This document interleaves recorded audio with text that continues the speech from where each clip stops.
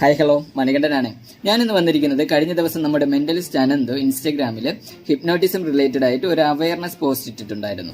അപ്പോൾ അതിന്റെ സംശയങ്ങൾ ചോദിച്ചുകൊണ്ട് ഒരുപാട് പേര് ഇന്നലെ കോൾ ചെയ്തിട്ടുണ്ടായിരുന്നു. കുറച്ച് കോളുകൾ എനിക്ക് എടുക്കാനും പറ്റിയില്ല, അവരോട് ഞാൻ ക്ഷമ ചോദിക്കുന്നു. എനിവേ, എന്റെ അഭിപ്രായം എന്താണെന്ന് പറയാൻ വേണ്ടിയിട്ടാണ് ഞാൻ ഇന്ന് വീഡിയോയിലൂടെ വന്നത്. മറ്റൊന്നുമല്ല, ഒന്നാമത് എല്ലാവരുടെയും സംശയം എന്ന് പറയുന്നത് ഇത് പോസിബിൾ ആണോ എന്നുള്ളതാണ്. അതായത് മരിച്ചവരെ കാണുന്നത് പോസിബിൾ ആണോ, അതായത് ഈ അടുത്ത് നിൽക്കുന്ന ഒരു സെലിബ്രേറ്റ് ചെയ്യാന്ന് തോന്നുന്നത് പോസിബിൾ ആണോ എന്നുള്ളതൊക്കെ.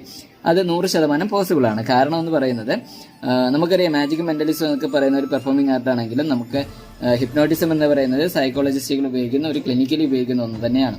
അതുകൊണ്ട് തന്നെ നമ്മുടെ മനസ്സിനെ സ്വാധീനിക്കുകയും നമ്മുടെ മനസ്സിനെ ഒരു ട്രാൻസ് അവസ്ഥയിലേക്ക് കൊണ്ടുപോയിട്ട് സജഷൻസുകൾ കൊടുത്ത് ഈ പറയുന്ന കാര്യങ്ങൾ ചെയ്യിപ്പിക്കാൻ സാധിക്കും എന്നുള്ളത് പ്രൂവ്ഡ് തന്നെയാണ്.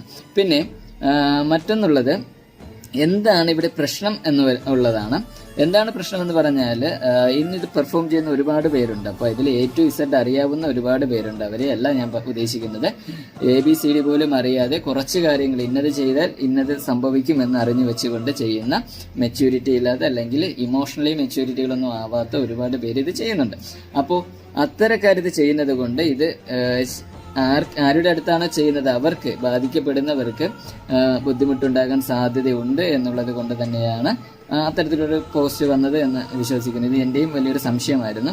ഇപ്പൊ എങ്ങനെയാണ്, ശരിക്കും പറഞ്ഞാൽ ഈ ട്രാൻസ് അവസ്ഥയിൽ നമ്മളൊന്ന് ഉറങ്ങി എണീറ്റ് കഴിഞ്ഞാൽ മാറും എന്നാണ് പറയപ്പെടുന്നത്. പക്ഷേ ഇത്തരത്തിലുള്ള കൂടുതൽ അറിയാത്ത ഒരാൾ, ഇമോഷണലി പോലും നമ്മൾ അത്ര മെച്യൂരിറ്റി അല്ലാത്ത ഒരാൾ ചെയ്യുമ്പോൾ നമ്മൾ ആ ഒരു അവസ്ഥയിൽ അവർക്ക് കൊടുക്കുന്ന സജഷൻസുകൾ എന്തെങ്കിലും മാറ്റമുണ്ടായാൽ അത് അവരെ കാര്യമായി ബാധിക്കും എന്നുള്ളതാണ് ഒന്നാമത്തെ കാര്യം.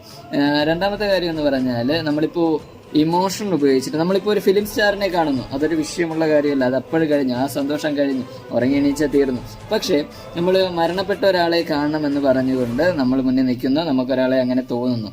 അങ്ങനെ വരുമ്പോൾ അത് അയാളുടെ മനസ്സിൽ വീണ്ടും, ഇതെല്ലാം കഴിഞ്ഞാലും അദ്ദേഹത്തിന്റെ മനസ്സിനെ വീണ്ടും വീണ്ടും വ്യാകുലപ്പെടുത്തിക്കൊണ്ട് അല്ലെങ്കിൽ വീണ്ടും കാണണമെന്ന ആഗ്രഹം, അല്ലെങ്കിൽ അതൊരു സമനില തെറ്റിക്കുന്ന ഒരു രീതിയിലേക്ക് പോകാൻ സാധ്യതയുണ്ട് എന്നുള്ളതാണ് സത്യം. ഈ പെർഫോമൻസ് കഴിഞ്ഞ് പോകുന്നത് നമ്മൾ, പക്ഷേ ശരിക്കും അവർക്ക് എന്താണ് സംഭവിക്കുന്നതെന്ന് നമ്മൾ പിന്നീട് അറിയുന്നില്ലല്ലോ എന്നുള്ളതാണ്. ഈ മറ്റു കാര്യങ്ങളെക്കാളും ഏറ്റവും കൂടുതൽ ഇത്തരത്തിൽ ഇമോഷണലി അറ്റാച്ച്ഡ് ആവുന്ന കാര്യങ്ങൾ ചെയ്യുമ്പോൾ ഉണ്ടാകുന്ന വിഷയങ്ങൾ നമ്മൾ ശ്രദ്ധിക്കേണ്ടിയിരിക്കുന്നു എന്നുള്ളതാണ്.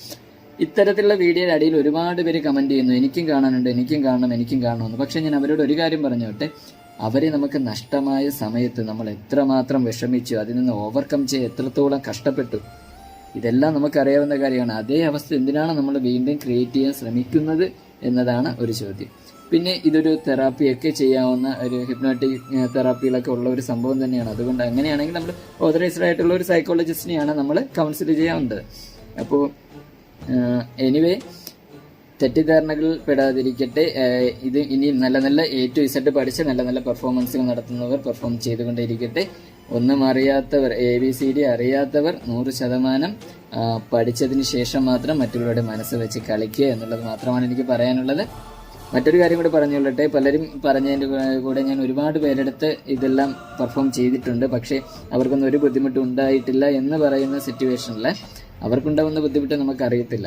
അത് ഒന്നാമത്തെ കാര്യം. പിന്നെ 100 പേർക്ക് ചെയ്തിട്ട് ബുദ്ധിമുട്ടുണ്ടായില്ല എന്ന് പറഞ്ഞ് 101ാമത്തെ ഒരാൾക്ക് ബുദ്ധിമുട്ടുണ്ടായി കഴിഞ്ഞാൽ അത് മൊത്തത്തിൽ എല്ലാവരെയും ബാധിക്കും എന്നുള്ളത് കൂടി നമ്മൾ ഓർക്കുക. നോർമലി ഒരിക്കൽ കൂടി ഞാൻ വ്യക്തമായിട്ട് പറയാം, ഇത് ചെയ്യുന്നത് കൊണ്ടും ഒരു ബുദ്ധിമുട്ടും ഇല്ല.